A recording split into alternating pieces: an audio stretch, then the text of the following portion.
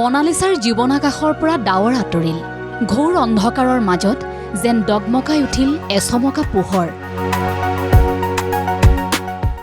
দৃষ্টিহীন মনালিছা বৰাই চাকৰি পালে মনালিছা বৰা কোনোবাই কেতিয়াবা পুতৌ কৰে কেতিয়াবা সঁচা অন্তৰেৰে আশীৰ্বাদ হিচাপে 5 টকা 10 টকা 20 টকা কেতিয়াবা 50 টকা অথবা 100 টকা দি যায় মনালিছা বৰাহঁতক মনালিছাৰ চাকৰি লাভৰ খবৰটোৰ সমানে সমানে মনালিছা বৰাই চাকৰি পোৱাৰ আগৰ সময়খিনি বাদ দিব নোৱাৰি এই যে ঘৰটো দেখিছে এইটোতেই থাকে মনালিছাখন কেঁচা ঘৰ টিনৰ চাল ঠিকেই গোলাঘাট বকলিয়ালৰ সদৌ অসম নিৰাশ্ৰয় দৃষ্টিহীন আশ্ৰমৰ এই ঘৰটোতেই সপোন দেখিছিল মনালিছাহঁতে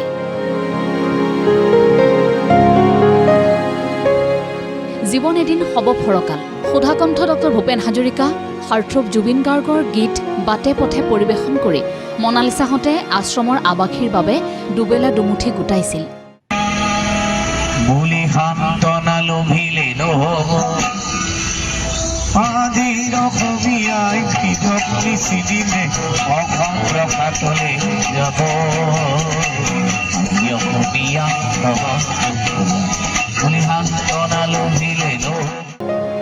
মনালিছা বৰাই চাকৰি পালে এডিআৰই পাছ কৰি শুকুৰবাৰে নিযুক্তি পত্ৰ লৈছে মনালিছা বৰাই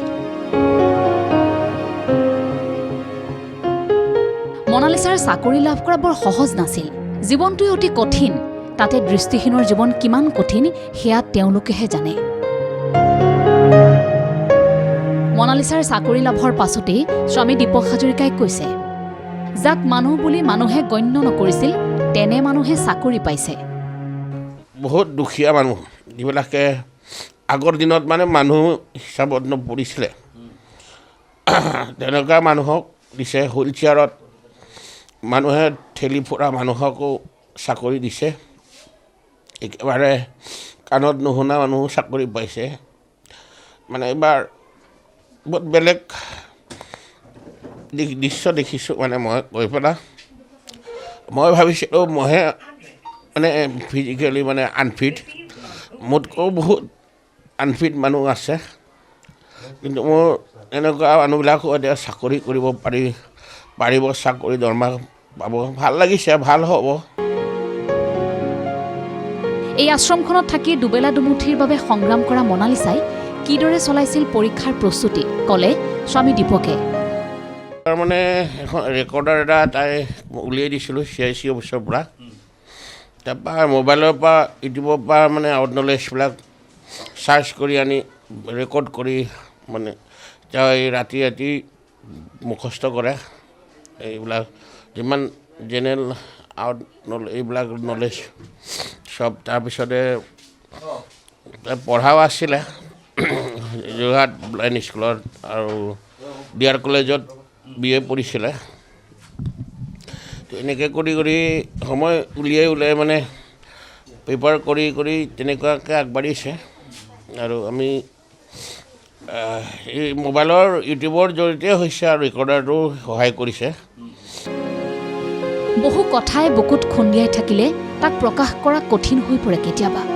ঠিক মনালিছাৰো আজি তেনে হৈছে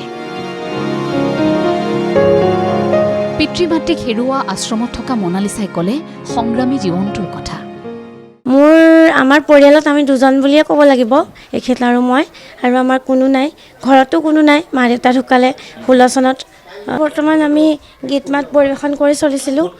ইয়াতে মানে বাটে পথে কৰোঁ আৰু বাকী যিকোনো অনুষ্ঠান প্ৰতিষ্ঠান হ'লে মহাৰাস বা এনেকৈ শংকৰ সংঘৰ অধিৱেশন য'তে হওক মানে আমি তালৈকে যাওঁ এইসকল আৱাসীৰ সৈতে একেলগে থকা মনালিছা আৰু এতিয়া এই আশ্ৰমত নাথাকে মনালিছা যোৱাক লৈ এক বেদনা থাকিলেও এই আৱাসীসকলে আশা কৰিছে মনালিছাই তেওঁলোকক সহায় কৰিব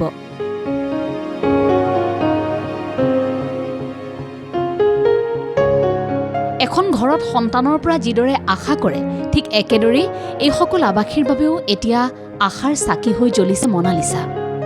তাই যে কষ্টটো সফল হৈছে সেইকাৰণে ভাল লাগিছে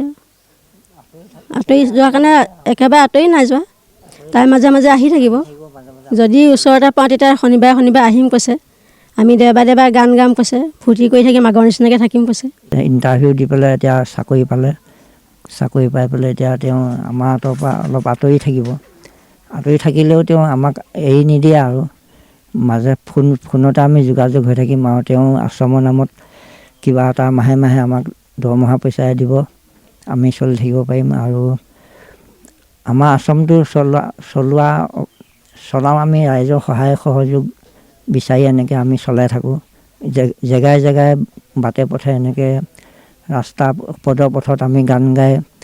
ৰাইজৰ পৰা সহায় লৈ আমি এনেকৈ আশ্ৰমটো চলাই থাকোঁ। আৰু কালেকশ্যন কৰিব যাওঁ, দোকান বজাৰ মানুহৰ ঘৰ এনেকৈ কালেকশ্যন কৰি ৰাইজৰ সহায়তে আমি আশ্ৰমটো চলাই আছোঁ।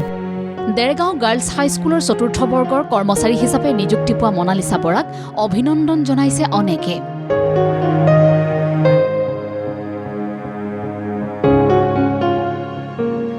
ভিডিঅ' জাৰ্নেলিষ্ট জয়ন্ত ফুকনৰ সৈতে সাৰংগ তামুলী, নুমলীগড়ৰ পৰা জানমণি দত্ত ৰিপৰ্ট, ND24।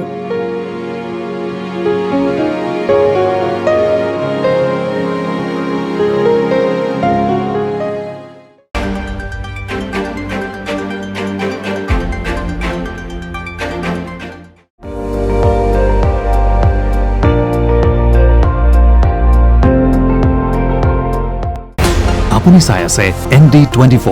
সৰ্বশ্ৰেষ্ঠ নহয় সৰ্বোত্তমৰ দৌৰত।